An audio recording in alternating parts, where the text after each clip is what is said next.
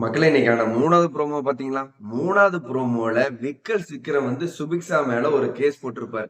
அது என்ன அப்டின்னா, நம்ம சுபிக்ஷா வந்து வீடு முழுவதும் பீட் பாக்ஸ் பண்றேங்கிற பேர்ல துப்பு துப்புன்னு துப்பி இவ்ளோ வச்சிருக்காரு. துப்பி வந்து அந்த எச்சைய வந்து ஒரு டஸ்ட்பின்ல எடுத்துட்டு வந்திருக்காரு. அப்புறம் விக்கல்ஸ் விக்ரமுக்கு இத கேட்டு கேட்டு காதுல ரத்தம் வந்துருச்சாம். அதுக்காக தான் அந்த காதுல வந்து பேண்டேஜ் போட்டிருக்காரு. சத்தியமா இந்த வீடியோவ ரிவ்யூ பண்ணும்போது சிரிக்காம பேசவே முடியாது. ஏன்னா லைவ்ல அவ்வளவு சுவாரஸ்யமா அந்த டாஸ்க் போயிட்டு இருக்கு. ஜட்ஜ் நம்ம காண வேணும், சொல்லவா வேணும் டைமிங்ல விட்டா காமெடி பண்றதுக்கு விடுங்கடா விடுங்கும்போது எஃப்ஜே கோர்ட் டெக்காரம் கோர்ட் டெக்காரம் அப்படின்ட்டு இருக்காரு. ஆனாலும் 1, 2 காமெடி எல்லாம் அவுத்து விட்டுறாரு தான் டைமிங்ல. பயங்கர சுவாரஸ்யமா போகுது.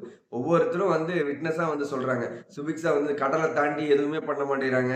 இந்த கடலு, கடலு, கடலுங்கிற இந்த பாட்டவே பாடி, பாடி காதுல ரத்தம் வந்துருச்சு அப்படின்னு கிட்டத்தட்ட விக்ரமுக்கு ஃபேவரா நெறைய பேர் போறாங்க. சுபிக்ஷாக்காக வாதாடுறது விஜய் பார்வதி.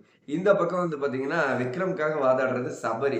ரொம்பவே ஃபன் ஆர் என்டர்டெயின்மென்ட்டா தான் இந்த கோர்ட் டாஸ்க் பண்ண சொன்னாங்க. எனக்கு தெரிஞ்சு இந்த ஒரு தீர்ப்புல முழுக்க, முழுக்க அவங்க வந்து ஃபன்னா பண்ணாங்க. இந்த கோர்ட் டாஸ்க் ரொம்பவே சுவாரஸ்யமா இருந்தது. வீட்ல இருக்கிற விட்னஸ்லாம் வந்து, "அரோரா நான் பக்கத்துல தான் தூங்கிட்டு இருக்கிறேன்.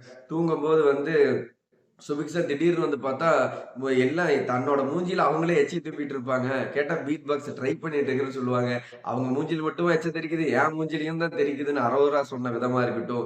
திவ்யா வந்து சூப்பரான டேலண்ட் தான். பட் ஆனா காது கேட்டுக்கிட்டே இருக்கும்போது முடியல அப்படின்னு சொல்றதா இருக்கட்டும். விக்ரம் வந்து ஒரு டெஃபினிஷன் குடுப்பாங்க.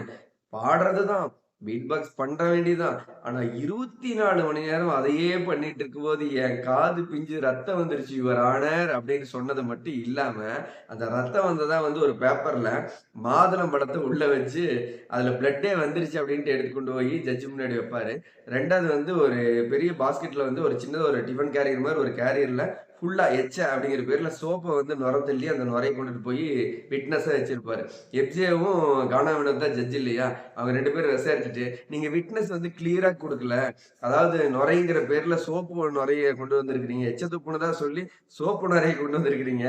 அந்த நுரையில வந்து சோப்போட வாடை வருது அப்படின்னு சொல்லிட்டு, பிளட் வந்ததா சொல்லிட்டு நீங்க பேப்பர்ல மாதுளம்பழத்த டேக் பண்ணி குடுத்தீங்க இல்லையா?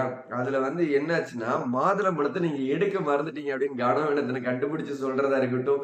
முழுக்க முழுக்க ஃபன் ஆர் என்டர்டெயின்மென்ட் இந்த கோர்ட் டாஸ்க்ல ரொம்பவே சுவாரஸ்யமா இருந்தது.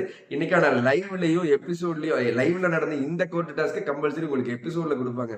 ஸோ இந்த எபிசோட பார்த்தீங்கன்னா, ரொம்பவே சிரிப்பா அடக்க முடியாத அளவுக்கு தான் ஃபன் ஆர் என்டர்டெயின்மென்ட்டா இந்த டாஸ்க் இருந்தது. அதுல கானா வினோத் நெறைய வாட்டி நான் காமெடி பண்றேன் என்ன விட்றா விட்றாங்கிற மாரி தான் கேட்டாரு. அடிக்கடி வந்து எஃப்ஜே இது கோர்ட், இது கோர்ட், இது கோர்ட்ன்னு அடிக்கடி அவருக்கு அட்ரஸ் பண்ணிட்டே இருந்தாரு. விஜே பார்வதி சுபிக்ஷாக்காக வாதாடி இந்த கேஸ்ல வின் பண்றாங்க. விக்ரம்காக சபரி வந்து வாதாடி இந்த கேஸ்ல தோக்குறாங்க. அதாவது தீர்ப்பு வந்து எப்படி வழங்கப்படுதுன்னா, ஒருத்தரு திறமைய வந்து ஒரு ஏழைப்பட்ட குடும்பத்திலிருந்து வந்து ஒரு பெண் வந்து தன்னுடைய திறமைய காட்டுறா. அதுக்கான த சரியான ஒரு ஆப்பர்ச்சுனிட்டி அந்த ஒரு இடம் தான் அதுக்கான அந்த இடம் தான் அது. அதுல வந்து அவ அத செய்யறத வந்து நீங்க எல்லாருமே ஒரு மாரி எடுத்துட்டு போகறத விட்டுட்டு, அவளுக்கு சப்போர்ட் பண்ணுங்க. இது நல்ல விஷயம் தான். அதனால சுபிக்ஷாக்கு தான் ஃபேவரா தீர்ப்பு அப்படின்னு சொல்லி சொல்றாங்க. விக்ரம் போட்டது வந்து முழுக்க முழுக்க ஃபன் ஆர் என்டர்டெயின்மென்ட்க்காக தான் இந்த டாஸ்க்ல அவர் கேஸ் போட்டாரு.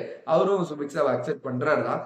எல்லாருமே சொல்ற விஷயம் என்னன்னா, திரும்ப திரும்ப அதையே பாடிட்டு இருக்காதீங்க சுபிக்ஷா. தயவு செஞ்சு மாத்துங்க. அப்படிங்கிறது எல்லாரோட ஒட்டுமொத்த ஹவுஸ்மேட்டோட கருத்தா இருந்தது. ஸோ இந்த வீடியோ பார்த்துட்டு இருக்கிற நீங்க சொல்லுங்க மக்களே. சுபிக்ஷா பிக் பாஸ் வீட்டுக்குள்ள என்ன பண்றாங்க? விக்கல்ஸ் விக்ரம் என்ன பண்றாங்க?